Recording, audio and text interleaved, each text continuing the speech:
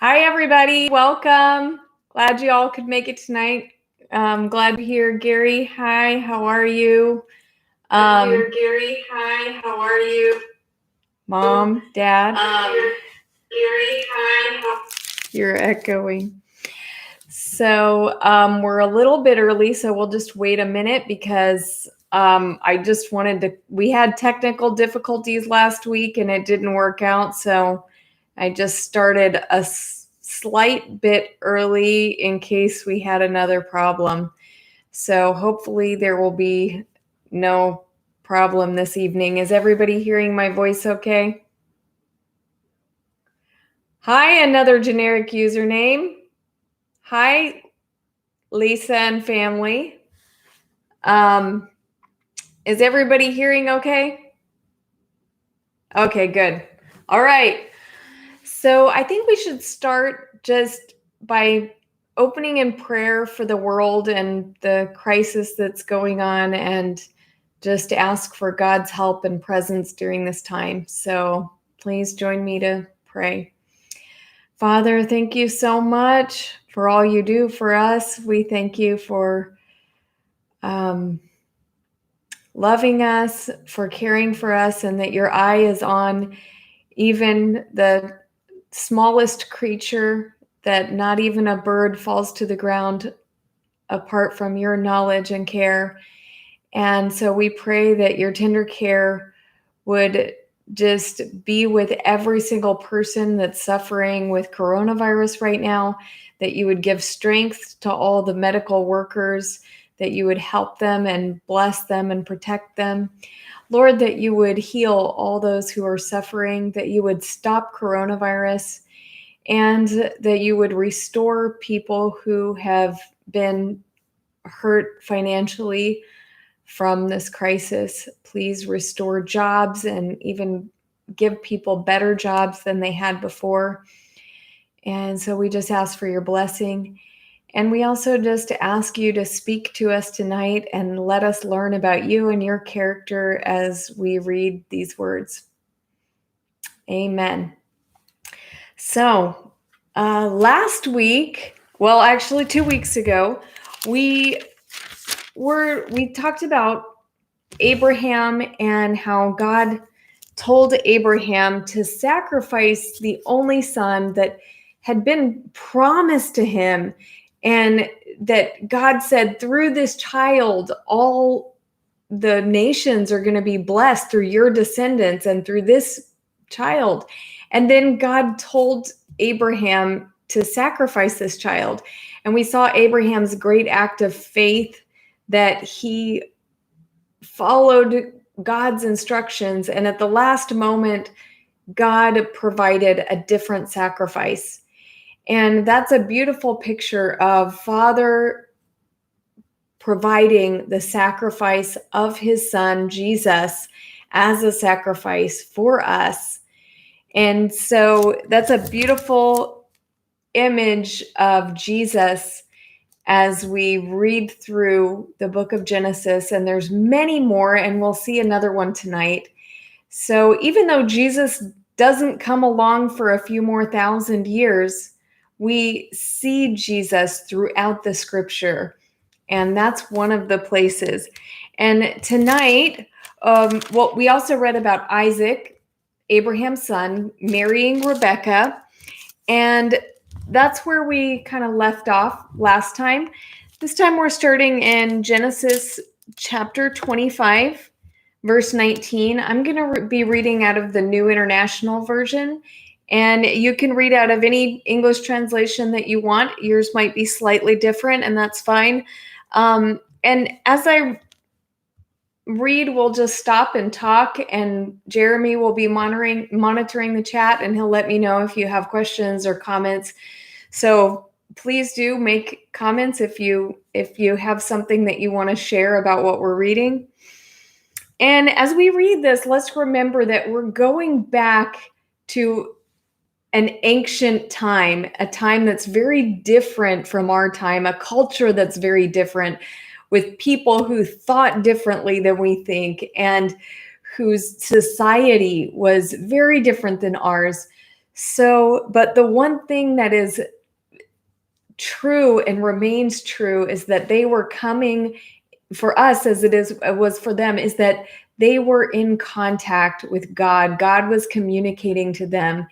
And so we also are in contact with God and receiving from his love in the same way that they were receiving at that time. So it's exciting to read the story about how God has worked throughout history to bring about all of the plans that he had in his heart. So let's start in chapter 25, verse 19. This is the account of the family line of Abraham's son Isaac.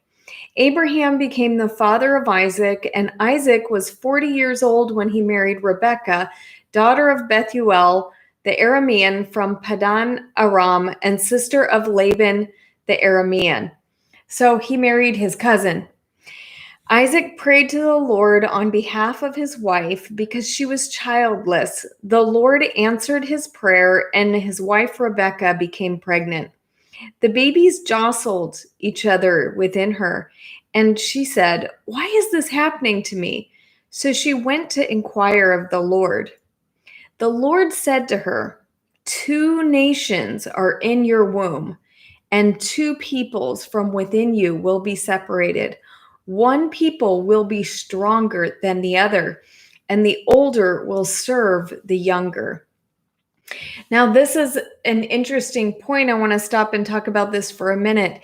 This is a pattern that we see throughout the Bible of the younger brother being the favored brother, even though in that culture, it was actually the oldest son that received the double inheritance. And so but we see this as a type of Christ, where this is the older of the two would be Adam, and Jesus is the younger. So we're seeing in all of these pairs of brothers, the older represents Adam and the younger represents Christ. And I have some videos about that, so I don't want to stay on that too long, but I'll put the links to those videos if you want a further explanation about what I'm talking about. Okay, so let's continue. Verse 24. When the time came for her to give birth, there were twin boys in her womb. The first to come out was red, and his whole body was hairy like a garment, so they named him Esau. After this, his brother came out with his hand grasping Esau's heel, so he was named Jacob. Isaac was 60 years old when Rebekah gave birth to them. The boys grew up, and Esau became a skillful hunter, a man of the open country, while Jacob was content to stay at home among the tents. Isaac, who had a taste for wild game, loved Esau, but Rebekah loved Jacob. Once, when Jacob was cooking some stew, Esau came in from the open country, famished. He said to Jacob, "Quick, let me have some of that red stew. I'm famished." That is why he was also called Edom, which means red. Jacob replied, "First, sell me your birthright." "Look, I'm about to die," Esau said. "What good is my birthright to me?" But Jacob said, "Swear to me first." So he swore an oath to him, selling his birthright to Jacob. Then Jacob gave Esau some bread and some lentil stew. He ate and drank, and then he got up and left. So Esau despised his birthright. Okay, let's stop there, and I want to see if anybody has questions, comments. No questions so far from the chat. Okay. All right. Well, then let's talk about this for a minute, because we have here Jacob likes to stay home and cook, and he's made some great food, and Esau comes in and he's like, "I'm starving. Give me some of your food." And Jacob's like, "No, why don't you give me your birthright and I'll give you some of my stew?" And this is a really huge deal that Esau is giving up his birthright. Esau was set as the oldest son. He was set to inherit the double portion of his father's belongings, and he just would become the patriarch of the family, and he was set to inherit all these things. And he gives away that inheritance for a single meal. And this, if we think about this, we can remember that Adam and Eve, really, they did the same thing. God had blessed them. God had told them, guys, everything is yours. I've given you all these wonderful things. Just don't eat from this one tree. And so Adam and Eve, they gave away the entire inheritance for a single meal. They willingly disobeyed God and lost the blessing that God had given them just for a single meal. And now we see Esau doing the same thing as a representative of that original sin of Adam and Eve. All right, so let's go on to chapter 26. Okay, wait, was I here? Yeah, we just, Nathan We asked resolved what is it. a birthright, but you answered that. Okay, cool. And then Sweeney Stuffs made some comments. She said, he was set to inherit God, meaning Esau, but thought little of it, whereas Jacob wanted it. Mm-hmm. Yeah, good point. Thank you for that comment. Okay, so chapter 26. Now there was a famine in the land, besides the previous famine in Abraham's time. And Isaac went to Abimelech, king of the Philistines, in Gerar. Okay, I want to stop right there really quick, just to remind you that Abraham, Isaac's father, had also gone to Abimelech at one time. So this is kind of like, let's see what's going to happen. The Lord appeared to Isaac and said, "Do not go down to Egypt. Live in the land where I tell you to live. Stay in this land for a while, and I will be with you, and I will bless you. For to you and your descendants, I will give all these lands, and I will confirm the oath I swore to your father Abraham. I will make your descendants as numerous as the stars in the sky, and I will give them all these lands. And through your offspring, all nations on earth will be blessed. Because Abraham obeyed me and did everything I required of him, keeping my commands, my decrees, and my instructions. So Isaac stayed in Gerar. When the men of that place asked him about his wife, he said, 'She is my sister,' because he was afraid to say, 'She is my wife.' He thought, the men of this place might kill me on account of Rebekah because she is beautiful. When Isaac had been there a long time, Abimelech, king of the Philistines, looked down from a window. I just swallowed a bug. All right. Are you okay? Yeah, I'm fine. Okay. Abimelech, king of the Philistines, looked down from a window and saw Isaac caressing his wife Rebekah. I think the mosquito is trying to crawl back up my throat. This is really weird. This has never happened to me. Excuse me, guys. Okay. So Abimelech summoned Isaac and said, "She is really your wife. Why did you say she is my sister?" Isaac answered him, "Because I thought I might lose my life on account of her." Then Abimelech said, "What is this you have done to us? One of the men might well have slept with your wife, and you would have brought guilt upon us." So Abimelech gave orders to all the people, "Anyone who harms this man or his wife shall surely be put to death." Isaac planted crops in that land, and the same year reaped 100-fold, because the Lord blessed him. The man became rich, and his wealth continued to grow until he became very wealthy. He had so many flocks and herds and servants that the Philistines envied him. So all the wells that his father's servants had dug in the time of his father Abraham, the Philistines stopped up filling them with earth. Then Abimelech said to Isaac, "Move away from us. You have become too powerful for us." So Isaac moved away from there and encamped in the valley of Gerar, where he settled. Isaac reopened the wells that had been dug in the time of his father Abraham, which the Philistines had stopped up after Abraham died, and he gave them the same names his father had given them. Isaac's servants dug in the valley and discovered a well of fresh water there. But the herders of Gerar quarreled with those of Isaac and said, "The water is ours." So he named the well Esek, because they disputed with him. Then they dug another well, but they quarreled over that one also. So he named it Sitnah. He moved on from there and dug another well, and no one quarreled over it. He named it Rehoboth, saying, "Now the Lord has given us room, and we will flourish in the land." Okay, did you notice that as we read, this is kind of like father, like son?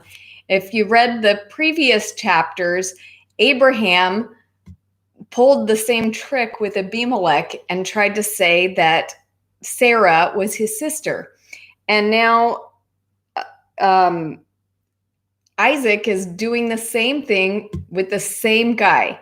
And Abimelech, with Abraham, Abimelech had taken Sarah into his house.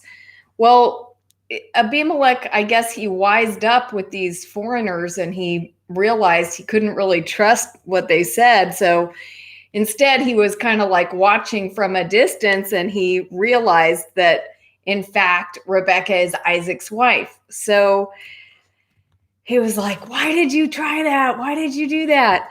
And and Isaac gave the same reason that his father had given for doing the same thing. He was afraid that he would lose his life.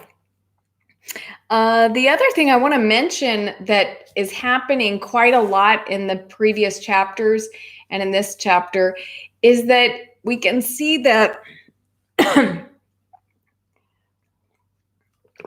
these people tend to name things based on events that happen. And since most of us don't speak Hebrew, it can be a little hard to understand what they mean. But in my Bible, they have a little footnote that usually tells you the meaning of the name in Hebrew. But they're saying, and that's why they gave this name to this place. And so they're naming things based on events and descriptions. And so that's just kind of an interesting thing that happens throughout the Old Testament. Do we have any questions and comments? No, you got a lot of people supporting you through your trial of the mosquito, and yep. So, but no questions or comments about the text. Okay.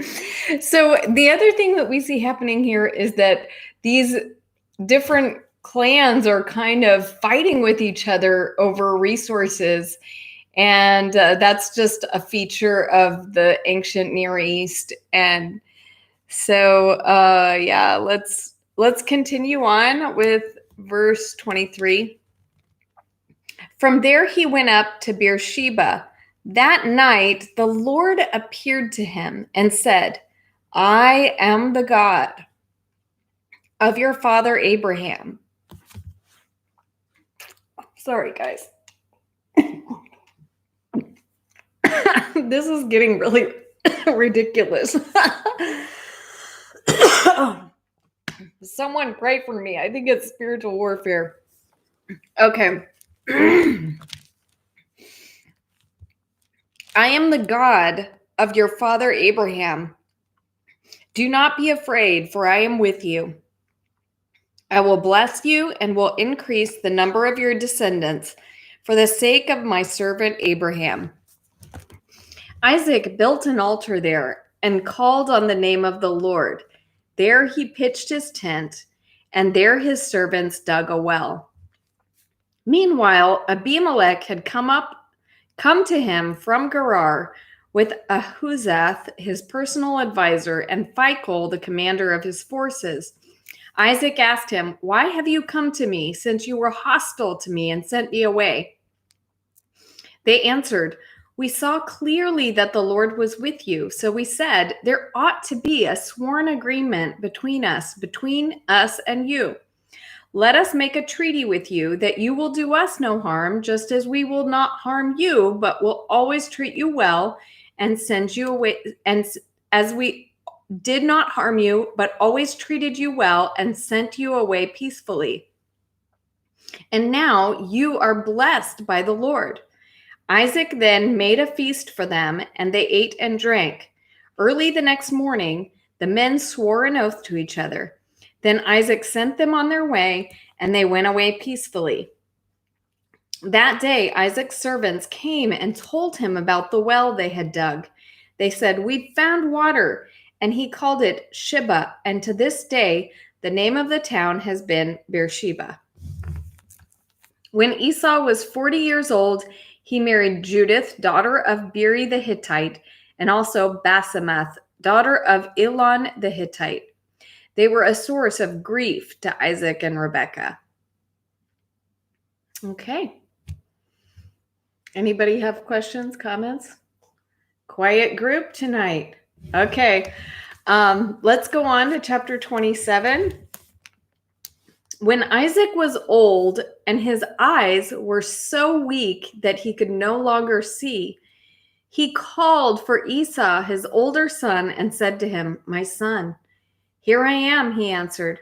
Isaac said, "I am now an old man, and don't know the day of my death. Now then, get your equipment, your quiver and bow, and go out to the open country to hunt some wild game for me. Prepare me the kind of tasty food I like and bring it to me to eat, so that I may give you my blessing before I die." Now Rebekah was listening as Isaac spoke to his son Esau. When Esau left for the open country to hunt game and bring it back, Rebekah said to her son Jacob, "Look, I overheard your father say to your brother Esau, 'Bring me some game and prepare me some tasty food to eat, so that I may give you my blessing in the presence of the Lord before I die.' Now, my son, listen carefully and do what I tell you.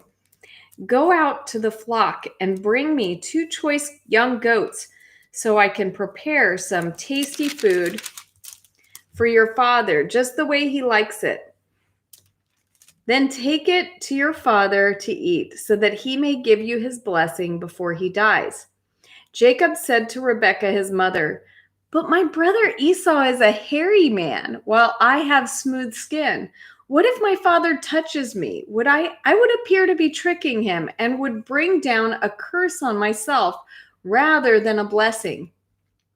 His mother said to him, "My son, let the curse fall on me. Just do what I say and go get them for me." So he went and got them and brought them to his mother, and she prepared some tasty food just the way his father liked it. Then Rebekah took the best clothes of Esau, her older son, which she had in the house, and put them on her younger son, Jacob. She also covered his hands and the smooth part of his neck with goat skins. Then she handed her son Jacob the tasty food and the bread she had made. He went to his father and said, "My father." "Yes, my son," he answered. "Who is it?" Jacob said to his father, "I am Esau, your firstborn. I have done as you told me. Please sit up and eat some of my game so that you may give me your blessing." Isaac asked his son, "How did you find it so quickly, my son?" "The Lord your God gave me success," he replied. Then Isaac said to Jacob, "Come near so I can touch you, my son, to know whether you are really my son Esau or not." Jacob went close to his father Isaac, who touched him and said, "The voice is the voice of Jacob, but the hands are the hands of Esau." He did not recognize him, for his hands were hairy like those of his brother Esau. So he proceeded to bless him. "Are you really my son, Esau?" he asked. "I am," he replied. Let's stop there for a minute. Jacob is really living up to his name here. When he came out of the womb, the name they gave, he was grasping his brother's heel, and they gave him the name Jacob, which means grasping at the heel, right? And that is in a way of saying he deceives. So they named him like a name that means he deceives, and now he is deceiving his father. He's just it really not proving to be such a great guy right now, and I just don't like Jacob at this point. But we're gonna see that all of the things that Jacob has done doesn't stop God's blessing from coming to him. So, all right, let's continue. Okay. Then he said, "My son, bring me some of your game to eat so that I may give you my blessing." Jacob brought it to him, and he ate. And he brought some wine, and he drank. Then his father Isaac said to him, "Come here, my son, and kiss me." So he went to him and kissed him. When Isaac caught the smell of his clothes, he blessed him and said, "Ah, the smell of my son is like the smell of a field that the Lord has blessed. May God give you heaven's dew and earth's riches, an abundance of grain and new wine. May nations serve you and peoples bow down to you. Be Lord over your brothers, and may the sons of your mother bow down to you. May those who curse you be cursed, and those who bless you be blessed." After Isaac finished blessing him, and Jacob had scarcely left his father's presence, his brother Esau came in from hunting. He too prepared some tasty food and brought it to his father. Then he said to him, "My father, please sit up and eat some of my game so that you may give me your blessing." His father Isaac asked him, "Who are you?" "I am your son," he answered, "your firstborn Esau." Isaac trembled violently and said, "Who was it then that hunted game and brought it to me? I ate it just before you came, and I blessed him, and indeed he will be blessed." When Esau heard his father's words, he burst out with a loud and bitter cry and said to his father, "Bless me too, my father." But he said, "Your brother came deceitfully and took your blessing." Esau said, "Isn't he rightly named Jacob? This is the second time he has taken advantage of me. He took my birthright, and now he's taken my blessing." Then he asked, "Haven't you reserved any blessing for me?"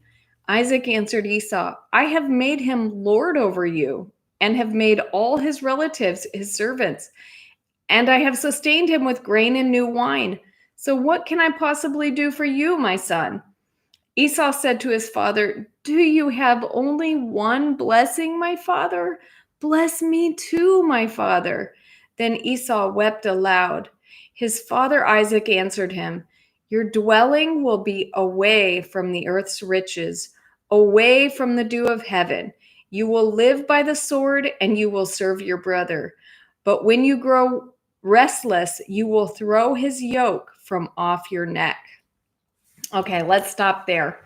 Is there any questions and comments? Yes, we have a few questions. Okay. So Tiffany asks, "What's better, the birthright or the blessing?" You know, I don't know. I would say the birthright has more to do with like the physical inheritance. And then the blessing is just the father passing on the, just basically like the words carried weight, and what the father communicated in blessing, it was assumed that that is what would happen. And that might be a little bit of this kind of is a strange encounter for modern ears, because we really don't often give as much meaning to words and to a blessing. Like, I would think nothing of giving one child a blessing and giving another child a blessing, but Isaac here seems to feel that, hey, I've already given Jacob everything in blessing. Like, I've already passed everything on to him with my words. So what do I have left to give you? And in fact, he didn't really give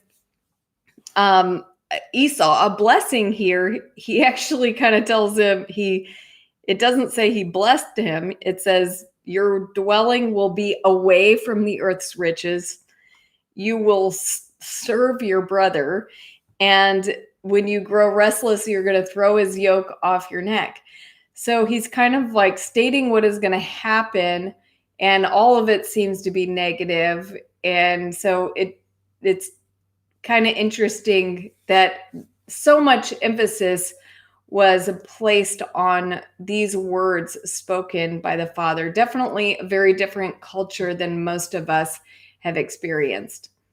Any other questions Yeah, we and have a few comments? more questions, and they're having a discussion about the issues of the blessing and the birthright. So Ken McDonald asked, what was the diet for that time for wild game?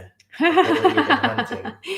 I don't know. That one you're going to have to Google. I really don't know what they would have been eating. Maybe some kind of deer, gazelle. Yeah, they have. I mean, they have like gazelle, and even in today's Levant, there are wild ibex in Jordan and in the desert places and those, like, wilderness places of Jordan and Israel and Syria. So yeah, so something like that, something deer like. And we have Anne asked, how could Isaac not recognize his own son? Well, that's a good question too. It tells us that Isaac's eyes had grown weak. As older people often do, start losing their vision. Isaac had become nearly blind. So he was relying more on his other senses at that time. So he couldn't see which son was there. And that's why he reached out his hand to feel and see if he could tell who it was by the way that the person felt. And so Rebecca, she was obviously had some foresight in, trying to put skins on Jacob so that he wouldn't be smooth. And we noticed that Isaac did know that the voice was not Esau's voice, but that Jacob was still able to deceive him because they had put these animal skins on him and made him hairy. So, next question. Okay. And Lisa asks, we seem to throw around the word blessing in today's world. Did blessing lose its power over time? I don't know. That's a really good question. And a lot of Christians do put a great emphasis on giving people blessings and blessing people with our words. And even Jesus said, bless and do not curse. So it seems that even Jesus still recognized the power of words, that we should bless people with our words and not curse them with our words. So I do believe there is still power in our words. I don't know if it's the power to the degree that they seem to believe it had when Isaac blessed Jacob. But Jesus also does say that we will be responsible for every idle word that we've spoken. And that kind of gives us another clue about the power of words. So, of course, there is grace and forgiveness for all things, but we should think about what we say, because words do carry an amount of power. The degree of power, that I can't say. So, Okay. Anything else? That's it. Okay. Any other comments or anything? Folks are been chatting about the blessing issues. And so Tiffany says, both the blessing and the birthright seem like inheritance of sorts. And Steenie says, agreed, they are. But God appreciates the one who goes out of his way to attain God. And Ashley had commented earlier about the question about what's better, the birthright or the blessing, and chimed in and said that the blessing is better than the birthright. And Steamy Stuff also commented and said, our words can, regarding the power of words, that our words can be like swords, and words can be creative or destructive. Great comments. Thanks, guys. Very true.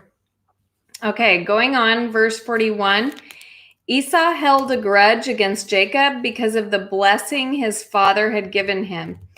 He said to himself, the days of mourning for my father are near.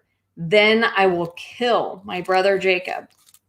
When Rebekah was told what her older son Esau had said, she sent for her younger son Jacob and said to him, your brother Esau is planning to avenge himself by killing you. Now then, my son, do what I say. Flee at once to my brother Laban in Haran. Stay with him for a while until your brother's fury subsides.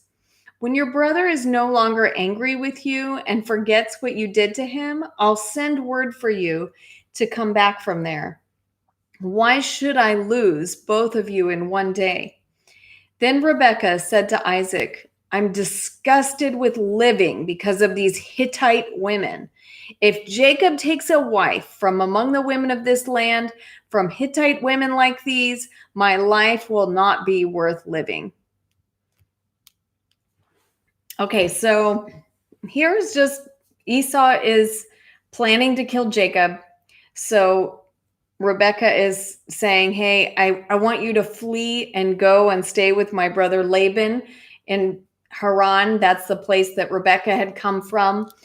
It's to the north of where they're at. So it's enough distance away that Esau would have a hard time following him there. And then we also see that Rebekah is really not happy with these Hittite wives of Esau. So let's go on to chapter 28. Were there any questions there? No, nothing so far. Okay. So Isaac called for Jacob and blessed him. Then he commanded him, do not marry a Canaanite woman. Go at once to Padan Aram, to the house of your mother's father, Bethuel. Take a wife for yourself there from among the daughters of Laban, your mother's brother. May God Almighty bless you and make you fruitful and increase your numbers until you become a community of peoples. May he give you and your descendants the blessing given to Abraham, so that you may take possession of the land where you now reside as a foreigner, the land God gave to Abraham. Then Isaac sent Jacob on his way, and he went to Padan Aram, to Laban son of Bethuel, the Aramean, the brother of Rebekah, who was the mother of Jacob and Esau.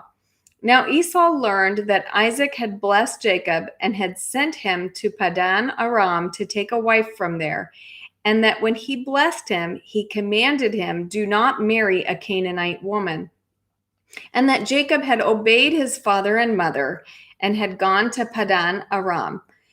Esau then realized how displeasing the Canaanite women were to his father Isaac. So he went to Ishmael and married Mahalath, sister of Nebaioth, and daughter of Ishmael, son of Abraham, in addition to the wives he already had. Okay, so Isaac blesses and sends off Jacob, telling him to marry one of their relatives from their own people. And Esau hears about this, and Esau realizes how disgusted or angry or whatever his parents are about the women that he's married. So he decides to go take another wife. And so he goes to, if you remember, Ishmael was sent away. He was the other son of Abraham. And so Ishmael was living some distance, but nearby enough that he was able to go and marry one of his daughters. So, any questions, comments? No questions so far. We did have one comment for the Sini stuff. Just Okay. I guess pointing out about this Esau, situation, saying that he was constantly and spitefully disrespecting his father, and she can understand why God hated quote unquote Esau. So. Okay. Thank you for that comment. Yeah, it's honestly neither one of these guys are all that great, but that's the picture so far that we get of humanity as a whole when we're reading through the Bible is not all that pretty. All of their sins are exposed to us. And in a way, that's discouraging because humanity is a mess. But in another way, it's also very encouraging and gives us hope because even though we are a mess and all of us are, God loved us and he still saw the value in us and he felt that we were worthy of redeeming. He felt that we were worthy of even being in relationship with him and being united to him in love. So I think that's the hopeful side of this, is that even when people are acting badly, God's grace held on to us throughout the ages and he brought about salvation for us. So Sini just followed up and said, but Jacob wanted God, and that put him in high esteem in God's eyes. Kind of drawing a contrast between Jacob and Esau in that way. I'm wondering, where did you see the idea that Jacob wanted God? I don't remember seeing that. So maybe if you can show us where that is, that would be awesome. And I know it might take a few minutes, but I'll go on and keep reading. And then I would love to hear if you have tell us how you get the idea that Jacob wants God in a way that Esau doesn't. So let's go on to verse 10. Jacob left Beersheba and set out for Haran. When he reached a certain place, he stopped for the night because the sun had set. Taking one of the stones there, he put it under his head and lay down to sleep. He had a dream in which he saw a stairway resting on the earth with its top reaching to heaven, and the angels of God were ascending and descending on it. There above it stood the Lord, and he said, I am the Lord, the God of your father Abraham and the God of Isaac. I will give you and your descendants the land on which you are lying. Your descendants will be like the dust of the earth, and you will spread out to the west and to the east and to the north and to the south. All peoples on earth will be blessed through you and your offspring. I am with you, and I will watch over you wherever you go, and I will bring you back to this land. I will not leave you until I have done what I have promised you. When Jacob awoke from his sleep, he thought, surely the Lord is in this place, and I was not aware of it. He was afraid and said, how awesome is this place? This is none other than the house of God. This is the gate of heaven. Early the next morning, Jacob took the stone he had placed under his head and set it up as a pillar and poured oil on top of it. He called that place Bethel, though the city used to be called Luz. Then Jacob made a vow, saying, "If God will be with me and will watch over me on this journey I am taking, and will give me food to eat and clothes to wear, so that I return safely to my father's household, then the Lord will be my God, and this stone I have set up as a pillar will be God's house. And all of that you give me, I will give you, of all that you give me, I will give you a tenth." Awesome. Okay. Did Steenie stuff? Yes. So Tell first, us. Kevin Goodlad is here, and he says Hi, Kevin. Oh, we need to light the candle. And Steenie stuff followed up and said that the stealing of the birthright and his blessing, and I guess more specifically, the blessing was him pursuing God, because the blessing is, I'm interpreting her, statement, but Yeah. to say that's and that's the blessing, getting the blessing is evidence, and then she says, later when he's away, he prays to God to make a covenant with him. Cool. Okay, good points. Thank you for sharing that. Awesome. Okay, so I hadn't thought of the birthright and the blessing being as a way of seeking God, so that's interesting. Okay, so let's see. Where are we?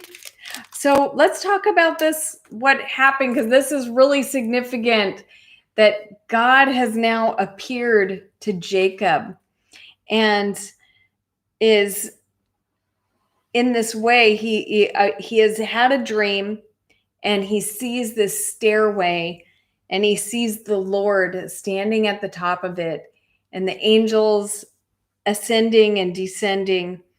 And so when Jacob wakes up from this dream, he's like, wow, the Lord is here. And the Lord reconfirmed to him that he was going to bless him, and that his descendants would be numerous, and that all people would be blessed through him and his offspring. So Jacob sets up this place of remembrance and calls it Bethel, which means house of God. So let's see if Jeremy's busy getting something. Just Steamy Stuff says, that's how I felt when I met God. And then she also followed up and said that highlighted how the part you had just read about him making a covenant with God was supporting her point about them seeking God. So cool. Okay, so we're going to go on. We may not get through the next chapter. We've still got a little bit of time. So let's see what happens when Jacob continues on his journey. Chapter 29. Then Jacob continued on his journey and came to the land of the eastern peoples. There he saw a well in the open country with 3 flocks of sheep lying near it, because the flocks were watered from that well. The stone over the mouth of the well was large. Then all the flocks were gathered there. The shepherds would roll the stone away from the well's mouth and water the sheep. Then they would return the stone to its place over the mouth of the well. Jacob asked the shepherds, "My brothers, where are you from?" "We are from Haran," they replied. He said to them, "Do you know Laban, Nahor's grandson?" "Yes, we know him," they answered. Then Jacob asked them, Is he well?" "Yes, he is," they said, "and here comes his daughter Rachel with the sheep." "Look," he said, "the sun is still high, and it is not time for the flocks to be gathered. Water the sheep and take them back to pasture." "We can't," they replied, "until all the flocks are gathered and the stone has been rolled away from the mouth of the well. Then we will water the sheep." While he was still talking with them, Rachel came with her father's sheep, for she was a shepherd. When Jacob saw Rachel, daughter of his uncle Laban, and Laban's sheep, he went over and rolled the stone away from the mouth of the well and watered his uncle's sheep. Then Jacob kissed Rachel and began to weep aloud.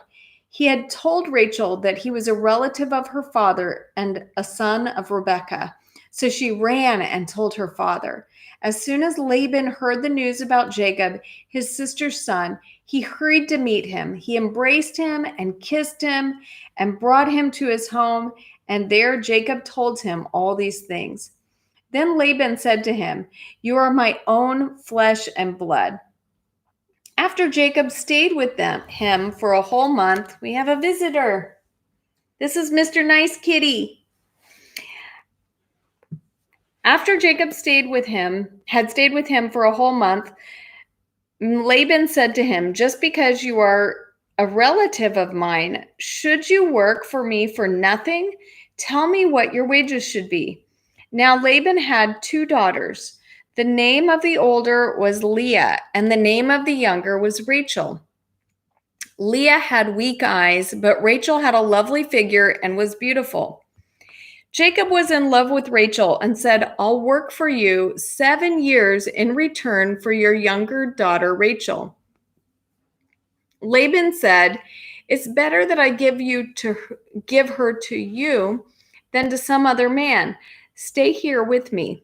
So Jacob served 7 years to get Rachel, but they seemed like only a few days to him because of his love for her. Then Jacob said to Laban, "Give me my wife. My time is completed, and I want to make love to her." So Laban brought together all the people of the place and gave a feast. But when evening came, he took his daughter Leah and brought her to Jacob. And Jacob made love to her. And Laban gave his servant Zilpah to his daughter as her attendant. When morning came, there was Leah. So Jacob said to Laban, "What is this you have done to me? I served you for Rachel, didn't I? Why have you deceived me?" Laban replied, "It is not our custom here to give the younger daughter in marriage before the older one. Finish this daughter's bridal week, and then we will give you the younger one also, in return for another 7 years of work." And Jacob did so. He finished the week with Leah, and then Laban gave him his daughter Rachel to be his wife. Laban gave his servant Bilhah to his daughter Rachel as her attendant. Jacob made love to Rachel also, and his love for Rachel was greater than his love for Leah. And he worked for Laban another 7 years. I think that's a good place to stop. And this is a very perplexing story to me, because how does this guy not know which woman he's with? But I'm guessing I've thought about this a lot. They must have got him really drunk and put some kind of, I don't know, just dressed Leah up in a way that disguised her. I don't know. I really can't explain this. So Jacob, the deceiver, now is getting a taste of his own medicine. He's been deceived by his relative, and so he ends up marrying Leah, but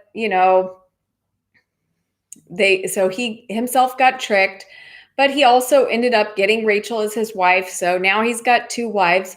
Common practice back then, not God's ideal, but this is a time and place that's very different than ours. So this is the way that things were. So both of these ladies are now married to Jacob. And did we have any comments or questions about that? Folks were just joining with you in your being kind of perplexed by the story. Yeah. Ashley says, "This story always trips me out. And Lisa says, "That's messed up, Laban." Yeah. And Ashley had a good idea. She said maybe it's because they keep them covered somehow. Yeah. And then Steenie Stuff proposed that there were no lights and Jacob was likely drunk. So Yep, I think that's the very good points. Probably all it had to be all of the above, right? Like covered up, drunk, and dark. So they were able to pull it off. And it's interesting to me that it's the same. Jacob gets tricked with the same type of trick that he pulled, which is pretending to be a different person. And now he's had that experience of someone doing that to him. So, all right. Anybody, any other comments that we want to talk about or any other questions? yeah, and there's just more folks commenting on possibilities of how it could have happened. Ashley said they could have been twins, and maybe Leah looked like her but couldn't see well, so maybe they looked similar, but there was just some differences that. Yeah, that's also a good point. I never thought of that before.